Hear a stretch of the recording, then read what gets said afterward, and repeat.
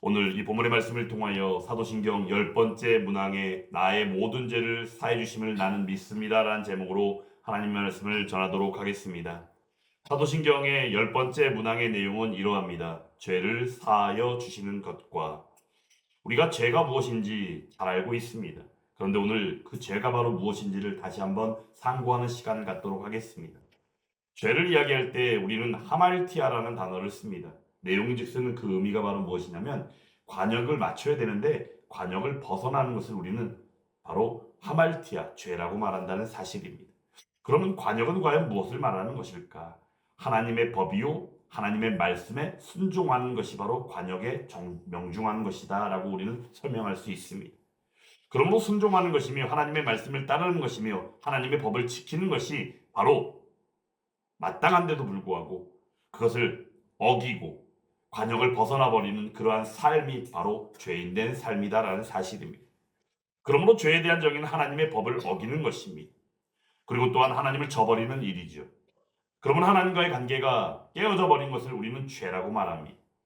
이 죄는 하나님을 저버리는 일로 인하여 하나님과 관계가 깨어지면 물론이거니와 바로 하나님을 저버리는 가운데 다른 우상을 숭배하는 일들, 그리고 우상을 숭배하는 일들로 나아갈 때 더하여 윤리적으로, 도덕적으로, 성적으로 타락되어지는 일들로 나아가게 되매 바로 또한 죄는 윤리적으로 악한 일을 행하는 것이 죄임을 우리는 잊어서는 안 됩니다.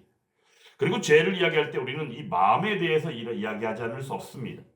예레미야 17장 9절의 말씀에서는 분명히 말씀하고 있습니다.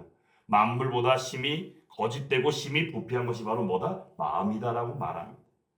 그러므로 심히 부패한 것, 거짓된 것, 이 마음이기 때문에 누가 이를 능히 알겠는가라고 말씀하는 가운데 하나님께서 이러한 일들을 아신다라고 말씀해 주신 것을 보게 됩니다. 그러고 또한 예수님께서는 마태복음 15장의 말씀을 통하여 마음에서 나오는 것들이 또한 어떠한 것들인지 대해 소개함을 통하여 바로 죄가 이러하다라는 사실을 우리에게 똑똑히 알게 합니다. 마태복음 15장 19절 20절 말씀은 이러합니다. 마음에서 나오는 것은 악한 생각과 살인과 간음과 음란과 도둑질과 거짓 증언과 바로 비방이니 이런 것들이 사람을 더럽게 하는 것이요 라고 말씀합니다. 내용을 볼 때 전반적으로 살인, 간음, 음란, 도둑질, 거짓 증언 내용으로 볼 때 어떠합니까? 십계명 가운데 바로 하나님과의 관계, 하나님을 사랑하는 것 말고 이웃 사랑 가운데 범해지는 율법임을 우리는 알게 됩니다. 그리고 또한 이 죄라는 것은 바로 교만으로 말미암습니다. 마음으로 말미암는데 그 가운데 그것이 바로 교만함으로부터 온다는 사실입니다. 우리는 어디서 보게 됩니까? 바로 아담의 원죄, 즉 하와가 선악과를 따먹는 그 뱀의 유혹에 빠져버리고 선악과를 먹고 또한 그 남편인 아담에게까지 선악과를 주므로 선악과를 먹게 되어졌죠. 근데 중요한 것은 바로 어땠습니까? 먹음직도 하고 보암직도 하고 중요한 것이 바로 무엇입니까? 하나님 됨직했기 때문에 바로 그 선악과 열매를 따먹게 되었다는 사실입니다. 하나님 됨직한 것, 즉 하나님의 자리를 대신하려는 인간의 교만함으로 말미암아 바로 원죄요 이 죄가 드러나게 되었다라는 사실입니다. 그러므로 이 죄로 말미암아 나타난 결과는 어떠합니까? 우리 인간은 살아가면서 하나님께서 지으신 바 하나님의 형상대로 지은 바 되었을 때에 온전히 주신 바 은혜 안에서 나아가는 그 관계는 하나님과의 관계가 하나님의 영광을 위하여 사는 삶으로 나아가게 되었고 또한 그 가운데 더불어 사는 사람과 사람과의 관계 안에서도 주신 바 하나님의 그 사랑으로 말미암아 살게 되어졌다는 사실입니다. 그리고 또한 하나님께서 허락하신 천지 만물 가운데 바로 그 자연을 다스리고 정복하는 가운데 번성하게 하는 그 권한을 위임받은 바 왕적인 그 권한으로서 말미암아 바로 누리는 삶을 살게 하셨다는 것을 잊어서는 안 됩니다. 그런데 죄로 말미암은 결과는 그렇지 않습니다. 하나님과의 관계 안에서 하나님의 영광을 위하여 사는 삶이 아니라 온전히 하나님의 영광에 이르지 못하는 삶으로서 로마서 3장 23절 말씀을 우리는 떠올리게 된다는 사실입니다. 모든 사람이 죄를 범하였음에 하나님의 영광에 이르지 못하더니 죄인된 삶은 하나님의 영광과는 거리가 먼 하나님을 저버리는 삶을 살게 되었다는 사실입니다. 그러므로 죄의 결과는 어떠합니까? 죄의 삭은 사망이다라고 말씀하지 않습니까? 우리에게 기다리고 있는 것은 죽음밖에 없습니다. 영원한 멸망으로 나아가는 그 죽음. 그리고 또한 사람과 사람과의 관계가 깨어짐으로 말미암아 하나님 주신 그 사랑으로 말미암아 나아가는 아름다운 삶의 모습이 아니라 그 가운데는 미워하고 시기하고 질투하고 이간질하고 심지어는 사람을 죽이는 살인까지 저지르게 되었다라는 사실입니다. 그리고 나아가서는 사람과 자연과의 관계는 어떠합니까? 하나님 주신 천지 만물을 잘 다스리고 번성하는 가운데 나아가야 할진데 오히려 그것이 아니라 인간의 범죄로 말미암아 환경이 파괴되고 하나님 주신 이 아름다운 이 자연들이 파괴되어지고 우리가 볼 때 정말로 안타까움을 금치 못하는 일들을 이 천지 만물의 세계 가운데 보게 되었다는 사실입니다. 중요한 것은 이 모든 것들이 인간의 범죄로 말미암아 나타난 결과들이다라는 사실입니다. 그렇다고 한다면 우리는 죄의 문제를 어떻게 해야 합니까? 오늘 말씀 가운데도 보면 5절의 말씀 가운데 그에게서 듣고 너에게 전하는 소식이 이러다 이것이다 라고 말하는 가운데 그것이 바로 뭐예요? 하나님은 빛이시다. 하나님은 빛이신데 빛으로 오신 분이 바로 우리 하나님 되시는 예수님임을 우리는 알고 있지 않습니까? 그러므로 말미암아 우리에게 오신 하나님 되시는 예수님께서 빛으로 오셨기 때문에 어둠 가운데 비추시고 온전히 환히 밝혀주시는 우리의 구원자임을 말씀하고 있다는 사실입니다. 그런데 그 가운데 하나님과 사귐이 있다라고 말하면서 어둠에 있다면 거짓말을 하는 것이고 진리를 행하지 아니하는 것이다. 내용의 즉스는 예수 그리스도를 믿지 않는 것이며 함께하고 있지 않다라는 사실을 오늘 말씀으로 분명히 보여주고 계신다라는 것입니다.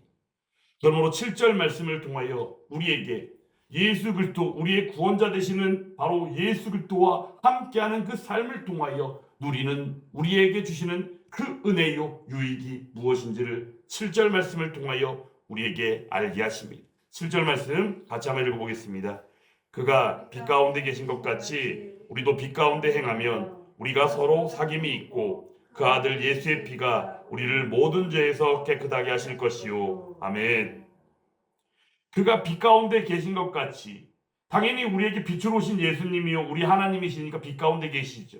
근데 우리도 빛 가운데 행하면 내용이 즉서는 예수를 믿는 믿음 가운데 함께하는 삶을 말하는 것입니다. 믿음으로 나아갈 때에 우리에게 주신 바 그 은혜는 바로 무엇입니까? 서로 사귐이 있고 모든 죄를 예수 그리스도의 보혈의 피로 말미암아 사하여 주신다라고 말씀해 주셨다는 것입니다. 그러므로 오늘 사도신경의 10번째 문항인 죄를 사하여 주시는 것의 은혜가 예수 그리스도의 보혈의 피로 말미암았음을 우리는 오늘 본문의 말씀을 통하여 똑똑히 다시 한번 알게 된다는 사실입니다. 죄의 문제에 대해서 우리는 구약의 말씀을 통하여 볼 때 7대 절기 중에 7월 10일 유대력인 7월 10일에 해당하는 바로 대속죄일을 기억해야 합니다. 대속죄일을 통하여 볼 때 그 내용이 즉슨 어떠하냐? 바로 대제사장이 1년에 딱 한 번 이스라엘의 죄를 위하여 지성소에 들어갈 수 있도록 허락된 날이다라는 사실입니다. 이때에는 2마리 염소를 준비해야 합니다. 2마리 염소를 준비해서 제비를 뽑고 제비를 뽑아서 한 마리는 여호와 하나님을 위하여 한 마리는 아사셀을 위하여 준비합니다. 이때 이 한 마리는 하나님께 대속제물로 드림으로 말미암아 그 피를 지성소에 뿌리게 되는 것이죠. 내용인즉슨 여기서 우리는 예수 그리스도의 보혈의 피를 만나게 됩니다. 로마서 3장 25절에서 이렇게 말씀합니다. 이 예수를 하나님이 그의 피로써 믿음으로 말미암는 화목제물로 세우셨으니라고 말씀합니다. 그러므로 우리는 죄의 종으로부터 예수 그리스도의 보혈의 피로 말미암아 의인 되어지는 생명 가운데 나아가는 삶을 누리게 되었다라는 사실입니다. 그리고 또한 히브리서 9장에서는 말씀합니다. 단번에 제물로 드려 죄를 없이 하시려고 세상 끝에 나타나셨느니라 라고 말씀하고 있다는 사실입니다. 그러므로 예수님은 우리의 구원자이십니다. 3년이 넘는 시간 동안의 공생의 삶 가운데 바로 회당에서 가르치시고 천국복음을 전파하시며 모든 약한 것과 모든 병들을 고치시는 가운데 십자가 구속의 길로 나아가사 십자가에 달려 죽으심으로 말미암아 피를 흘리사 우리의 죄를 사하여 주신 예수 그리스도.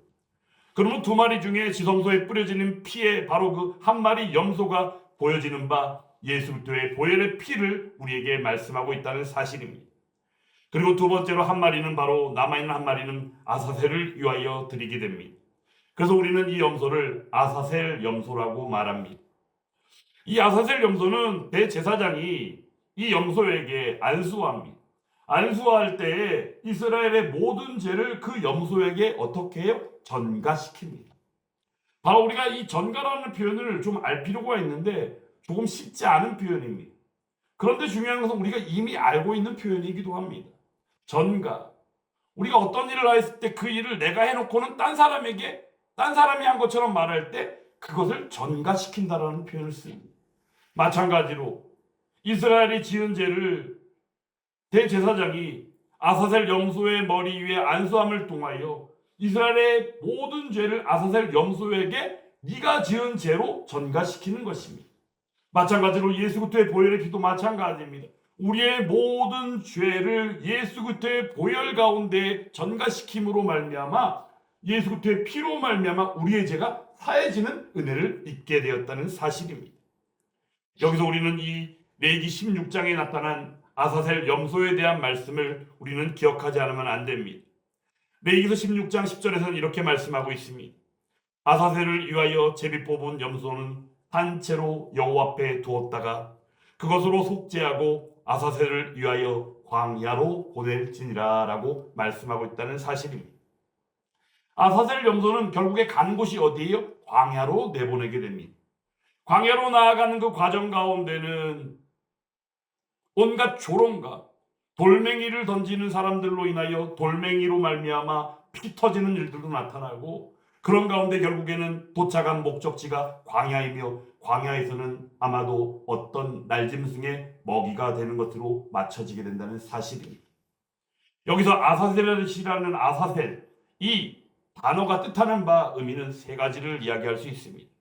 첫 번째로는 속죄를 위하여 내보냄을 당했다라고 이야기하는 것입니다. 바로 이스라엘의 모든 죄를 전가받았기에 그 모든 죄를 안고 내보냄을 받은 것입니다.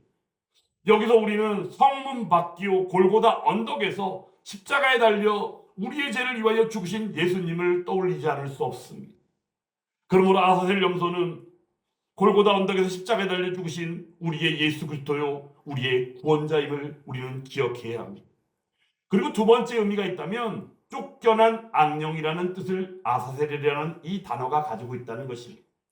쫓겨난 악령, 즉 내용인즉슨 죄의 모든 죄의 주인 노릇하는 바로 사탄을 이야기하는 것입니다. 그러므로 아사셀 염소에게 안수함으로 이스라엘의 모든 죄가 전가되어지고 아사셀 염소가 광야로 나아갈 때 바로 그 의미인즉슨은 모든 죄의 주인이었던 사탄에게 다시 돌려보내지는 것으로 우리는 의미를 이해할 수 있다는 사실입니다. 그리고 세 번째는 바로 제거하다, 없애다라는 의미를 담고 있는 아사셀을 기억해야 합니다. 그러므로 우리는 이 아사셀 염소로 말미암아 모든 죄악이 없어지고 제거되어진다는 사실을 떠올리게 됩니다. 그러므로 하나님께서 말씀하신 바 이 두 마리 염소 가운데 하나님의 그 지성소에 뿌려진 피로서의 그 염소를 통하여 예수 그리스도의 보혈의 피로서의 구원자 예수 그리스도의 제사하심을 우리는 맛보며 또한 아사셀 염소를 통하여 우리의 모든 죄를 없이 하시고 제거하시며 그 죄의 주인이었던 사단에게 돌려보내주는 바 우리의 죄를 기억하지 않으시는 우리의 하나님을 만나게 된다는 사실입니다.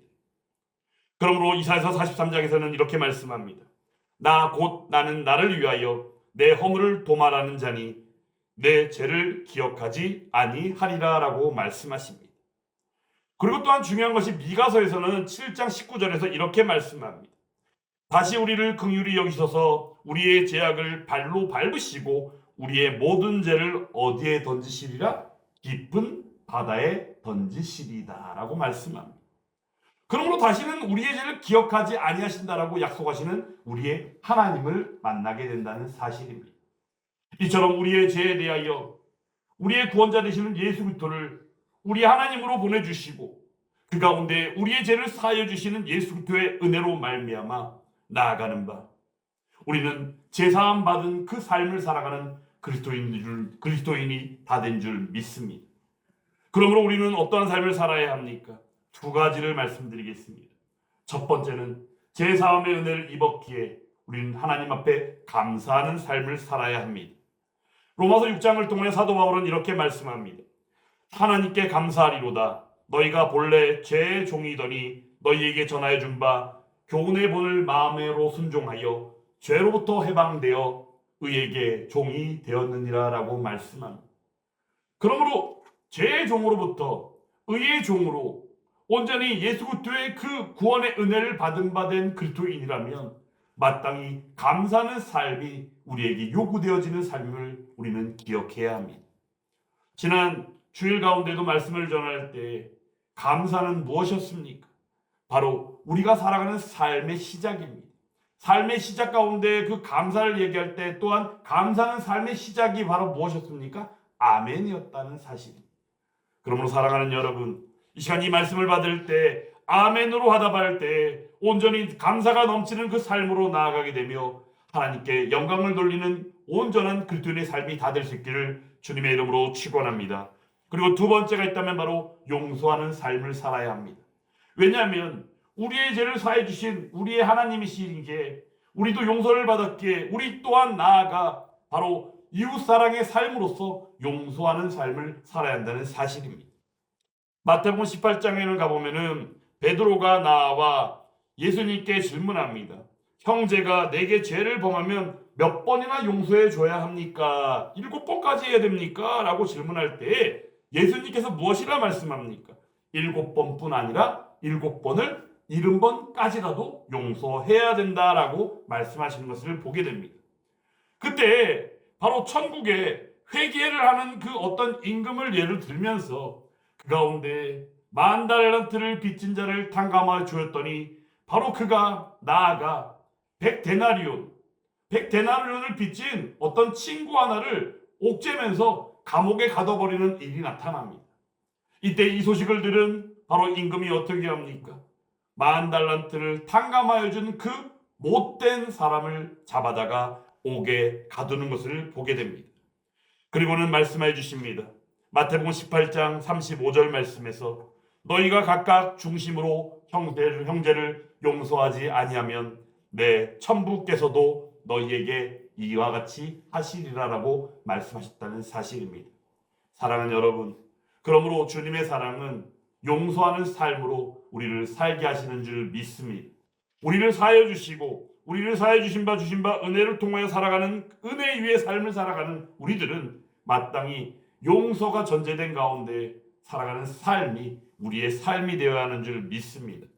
오늘 사도신경 10번째 문항 죄를 사하여 주시는 것에 대하여 말씀을 전하고 있는데 이제 말씀을 마치기 전 하이델베르크 요리 문답 가운데 이 죄를 사하여 주시는 것에 대한 질문과 답인 56번째 질문과 답을 소개하는 것으로 말씀을 마치도록 하겠습니다.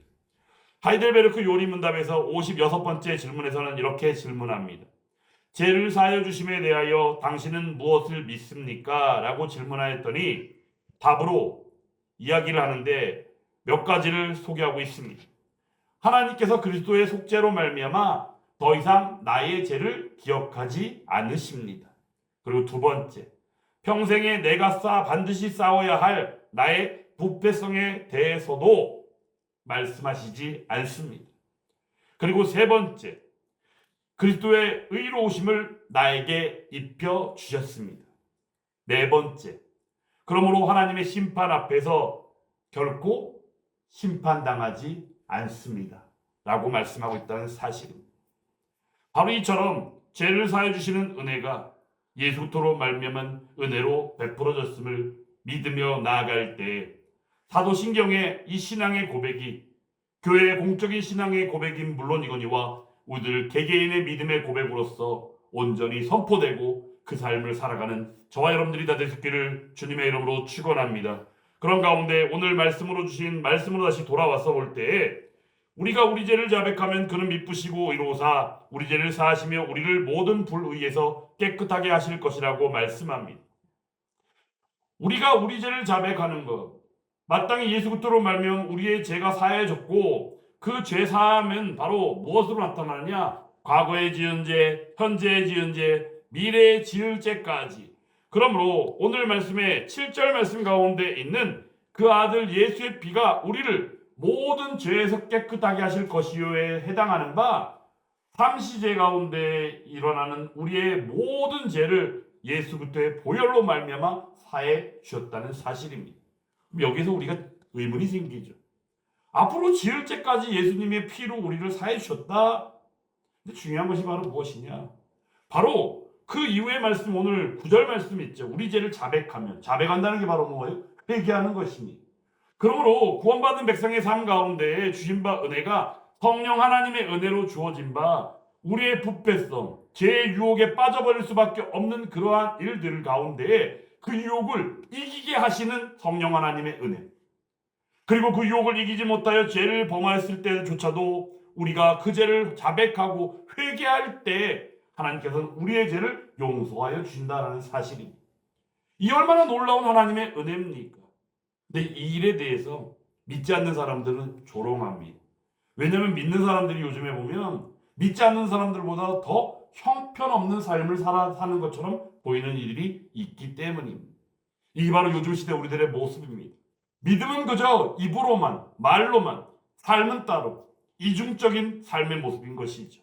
하지만 사랑하는 여러분, 오늘 주신 말씀처럼 모든 죄를 사하여 주시는 은혜 안에서 구원받은 은혜의 삶을 살아가는 바 그리스도인으로서 마땅히 그 구원의 전 과정 가운데 하나님 주신 그 선물이요, 그 은혜를 풍성하게 누릴 때 우리는 죄의 유혹은 반드시 이기고 나아가며 혹여라도 그 유혹을 이기지 못하여 죄를 지었다 할지라도 하나님 앞에 자백하고 회개할 때 우리들을 모든 죄에서 사해 주시며 모든 불의에서 깨끗하게 하여 주시는 그 은혜를 받아 누리며 나아가매 넘치는 감사와 이웃사랑으로서 용서하는 삶이요 하나님의 영광을 위하여 살아가는 바 아멘으로 화답하며 감사하는 삶을 살아가는 저와 여러분들이 다 될 줄 믿습니다.